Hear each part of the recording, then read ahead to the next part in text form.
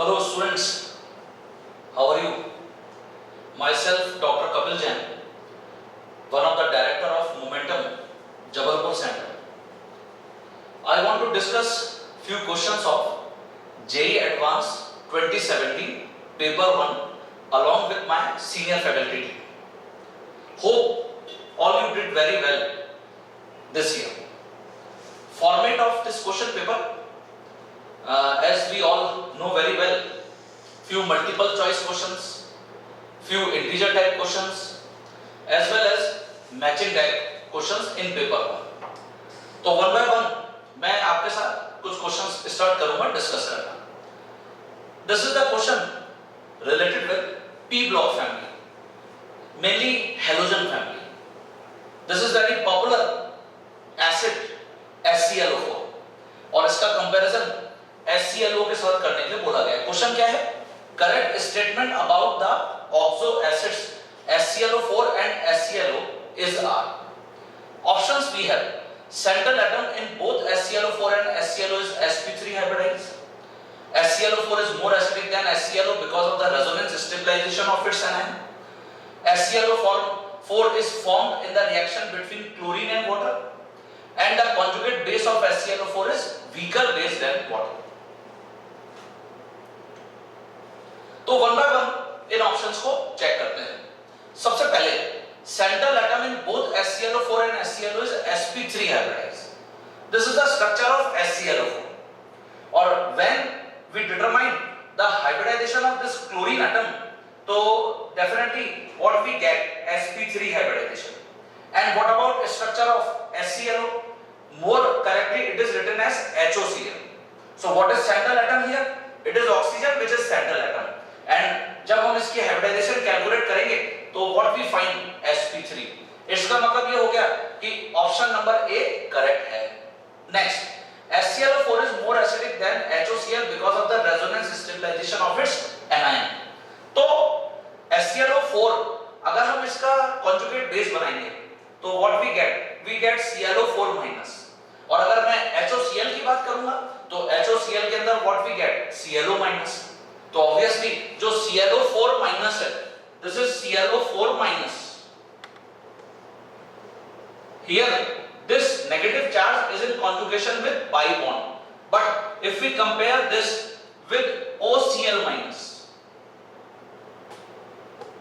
this type of resonance is not present in OCl minus. So obviously what we observe here, ClO4 minus is more stable resonance stabilized conjugate base of HClO4 as compared to OCl minus in HOCl. तो इसका मतलब ये हो गया कि option number जो B है it is also correct. Now third option is HClO4 is formed in the reaction between chlorine and water. No, this is wrong option. Why? When chlorine treated with water, what we get? We get HOCl, hypochlorous acid. It means this option is wrong. And what about third, मतलब last option, D option? Conjugate base of HClO4 is weaker base than water. This is very well known कि HClO4 is a stronger acid than water. So if HClO4 is a stronger acid than water, then definitely its conjugate base ClO4 minus is weaker base than OH minus. इसका मतलब ये भी statement सही statement हो गया, correct statement हो गया. So out of these four options, which options are correct? A, B and D. तो A, B, D are correct answer. अरे वाह, this question is related with nomenclature of organic compound. इस साल JEE advance में nomenclature of organic compound का question आ गया है. Hope आप सबने इसका आंसर बिल्कुल सही टिक किया है. क्या क्वेश्चन है? IUPAC name या names of the following compound is R. तो हम क्या देख रहे हैं? हमारे पास बेंजीन रिंग के ऊपर मिथाइल और हेलोजन लगा हुआ है. तो इसके ऑप्शंस कौन-कौन से सही होंगे? सर देखिए, मिथाइल और क्लोरीन इन दोनों में अगर मैं IUPAC नेम लिखूंगा तो अल्फाबेटिकल ऑर्डर के अंदर C पहले आता है. C comes first then N.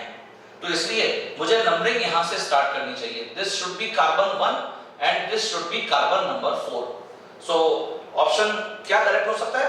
1 chloro 4 methyl benzene. तो एक तो ये सही आंसर हो गया. एज वेल एज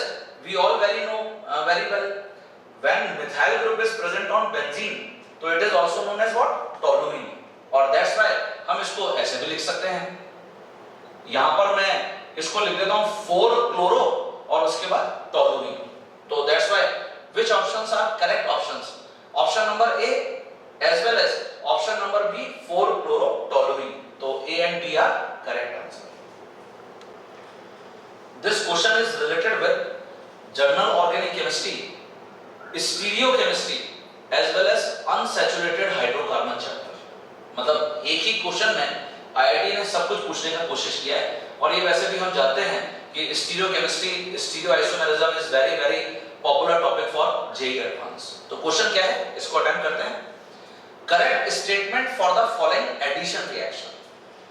हमारे पास दो कंपाउंड है. कंपाउंड नंबर 1 जो है इट इज ट्रांस एल्कीन, और कंपाउंड नंबर जो 2 है it is cis alkene. Trans alkene को ब्रोमीन क्लोरोफॉर्म सॉल्वेंट में रिएक्ट कराने के लिए बोला गया, और ऐसे सिस एल्कीन को ब्रोमीन क्लोरोफॉर्म सॉल्वेंट में रिएक्ट कराने के लिए बोला गया. तो क्या प्रोडक्ट्स होंगे, इसके ऊपर क्वेश्चन पूछा गया है. तो देखते हैं इसको कैसे सॉल्व करेंगे. ये देखिए इट इज ट्रांस ब्यूटूइन. जब मैं इसके ऊपर ब्रोमीन क्लोरोफॉर्म सॉल्वेंट में रिएक्ट कराऊंगा तो हम जानते हैं कि जनरली जो नॉन पोलर सॉल्वेंट्स होते हैं उसके अंदर ट्रांस एडिशन या एंटी एडिशन ब्रोमीन या क्लोरीन शो करते हैं.